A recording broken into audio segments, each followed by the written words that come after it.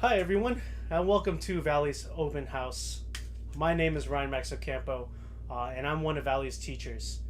Now, before we begin, I just want to say thank you for being here with us. We understand that these are some interesting times that we're going through, and we want to show you that we at Valley are just as committed to you and your students' well-being and health, as well as your students' education.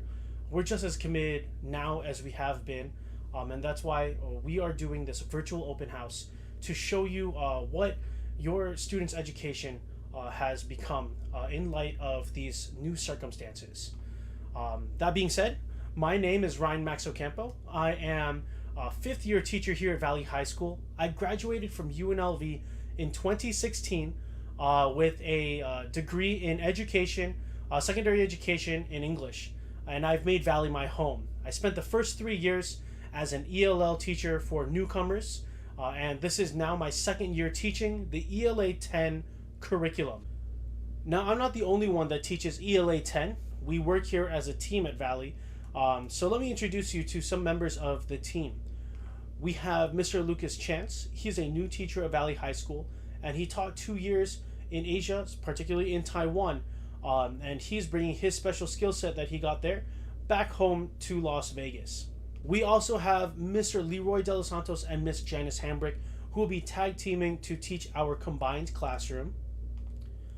We have Miss Pamela Hanson Robles, who is our resource specialist. And we have Miss Raquel Sorosa, our ELL specialist. Now let's talk curriculum. We are trying to get our students to be college and career ready. So in order to do that, we have enlisted the help of College Board, a textbook and curriculum publisher who helps specifically get our students to be ready for college coursework. We are using their Springboard, and those of our students who have been with us in 9th grade last year remember College Board Springboard and the theme of identity and coming of age. In 10th grade, we want to continue that critical thinking process, and we want to delve even deeper into identity, in particular, cultural identity. So we are going to be asking some really tough questions, such as how do we recognize and identify diverse cultures? How do we recognize our own culture? How does culture affect our worldview? Can we recognize biases and prejudices on information that we get through the digital technology that we use? Can we identify the biases that culture creates? It's very tough coursework, but you're probably wondering, how can we get our students to engage in these deep conversations? Let me introduce you to Canvas. Canvas is our online virtual classroom. It's our platform for delivering all of our instruction and content. This is what the school district has decided all its teachers and schools have to use. I can say it's all right. All of us have been training for the last few weeks to use this. It's still a little rough around the edges, but please bear with us. I'm going to take you on a little tour of Canvas and what it looks like. So logging in, you can see I have a bunch of my courses. I imagine that a student will have their 6 courses published on here. A course that was designed by one of their Valley teachers in hopes that the student will be able to engage with them in this platform. So let's take a look at what a student will see when they click on one of my courses. You'll see immediately that there is a customized home page. A lot of your teachers put in a lot of work designing their home pages to be easy to navigate and to find information that is important as quickly as possible.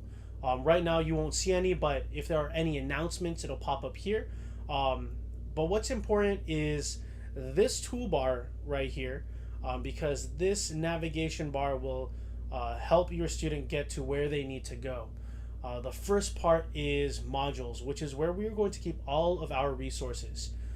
So if you click on modules, you'll see the way that we've organized our classes is by week, with the specific dates, so that a student can see if they missed anything, they can always go back to it.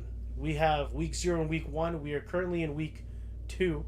Even though this is technically week 3, we call the first week 0 because it's just introductions, no instruction. You can already see that our students are delving into the instruction already and playing around with how to interact in Canvas through discussions and assignments, and other things that we teachers have created for them. Now you're probably wondering, my student has assignments to turn in, what gets them their grade? So if you click on grades, you will see that it lists out the assignments that are being graded, and these are synced with our Infinite Campus grade book. So you should see the grades populating as we get them graded. Now you can see that this student here, our test student, hasn't really completed anything. You can see that there's the due dates, and if it's past the due date, that it says missing. And I imagine if they got a good score, it'll show right where it says score. So check that out, please. Make sure that you're staying on top of your student and holding them accountable. There's not much we can do, especially because we're not in a physical classroom anymore. I used to be able to stare at a kid down and make sure that they were working, but I can't do that anymore. So now more than ever, we're relying on you to help give your kids the best education that they can get through this virtual platform. Make sure that you have your Canvas. We need you to check out the parent login. If you need any of those resources, go to valleyhs.vegas. That's our school website, and you can get the information there. Let's talk our schedule. Our schedule is very different this year. Last year, we had all of our students engaged every day. We saw our students every day for about 50 something minutes. In order to accommodate to the fact that not everyone is a digital learner, and that students have to take care of things at home because these are tough economic times, and maybe they're helping their kid brothers and sisters with their schoolwork as well. We understand that our students aren't able to get everything done all at once. So we've created a schedule that provides as much opportunity to be in the class and work with a teacher, as well as get work done independently. We've built a schedule that gives them as much opportunity as possible. So here's what it looks like. We only see our kids twice a week, and you're probably wondering, how does that help my child? Well, the time that we spend with them is significantly longer. We spend about 90 minutes per class period with each student. So we have more time to not just lecture and give information, but also time to interact and show kids how assignments are done and really practice the skill with them. So you can see that on Mondays and Tuesdays, we have second, third, and fourth periods. And on Tuesdays and Fridays, we have fifth, sixth, and seventh. There is no first period. The first period is a time for students to wake up and get ready for the day. That's a good time for students to prepare for the class and for the day. Teachers will be in their groups planning, so you can still contact us at that time, but for the most part, no student interaction during first period. However, once we do get into a class period, you'll see that we have three sections. So the first section is the live class. During the live class, students are encouraged to be in a Google Meet with the teacher, with their microphones off and their cameras off, so that the teacher can lecture and give their information out. And whatever it is, talking about the assignments for the day, as well as any information that the students need. That time is during the live Google Meet. The second part of the classroom day is the supported group practice period, at which point a teacher will allow students to turn on their microphones and cameras and let them talk and converse and work on a project or assignment together.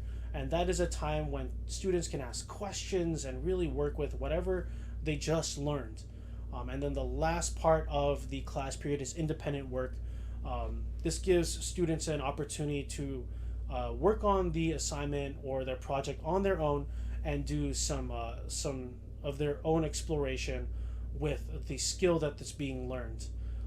This is also an opportunity for students to take care of whatever they need at home.